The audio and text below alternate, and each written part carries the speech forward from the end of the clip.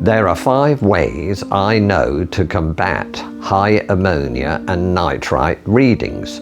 You can use them all at once, or you can use them one at a time. You can remove the ammonia and nitrite by using a prime water conditioner to make the water safe for your koi, but keep the feeding constant so the bacteria has a constant supply of food to feed on. You can increase the bacteria of the ammonia and nitrite by using gels, balls, etc. I keep a stock of MICROBE-LIFT NITE-OUT II and Colombo Bacto Balls for this purpose. You can dilute the ammonia and nitrite. You can increase the trickle in or water changes through a 3-pod purifier to dilute the nitrite. Personally, a trickle in keeps the pond more stable, and it's better than a huge water change which the koi notice and relax to. You can relieve the ammonia and nitrite symptoms by adding salt at ½ an ounce per gallon. Please use a salt meter. If you have a shower, you can increase the turnover or flow over it, so more ammonia is gassed off. As the water hits the media, some of the ammonia is gassed off. This also reduces the amount of nitrite and nitrate in the pond. Personally, I think a high turnover on a shower helps the bacteria colonize the shower quicker, as it spreads the bacteria quicker by the faster flow.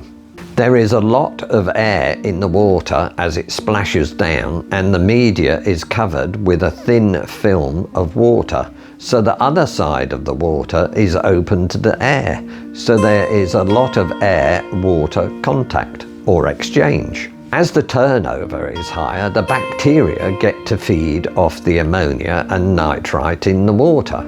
It's more efficient.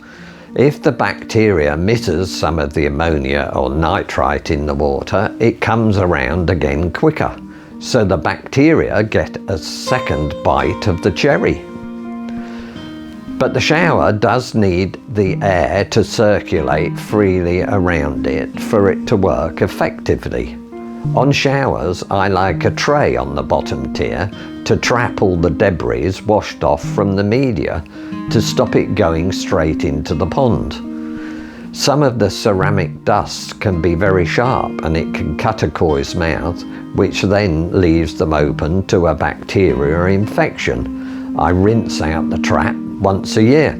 None of these ways of combating high ammonia and nitrite involve reducing or stopping the feeding of the koi. The golden rule is less is more regarding feeding koi in this startup period. But the level of feeding must be sufficient to create ammonia. If you only have 5 toci in a 20,000 litre pond, it's barely going to register ammonia readings. But if you have the same 5 toci in a 2,000 litre pond, the readings will be high. Less is more, so start feeding small amounts, keep the level of the feeding constant until both the ammonia and the nitrite start to drop, and then only a tiny increase in food. Note the increase in food and the readings, and you will be able to predict the readings after the next increase. 3 tiny feeds spread over the day help the bacteria to grow faster rather than 1 small feed a day. Please subscribe and support me and help the channel grow. A like, a share, a comment, a question all help with the YouTube ratings. Thank you. I know I said it before, but it's worth saying again. Once the ammonia and nitrite readings start to fall, increase feedings by a small amount. But keep the feeding constant and then wait for the readings to drop again before increasing the feeding again. Patience is the name of the game.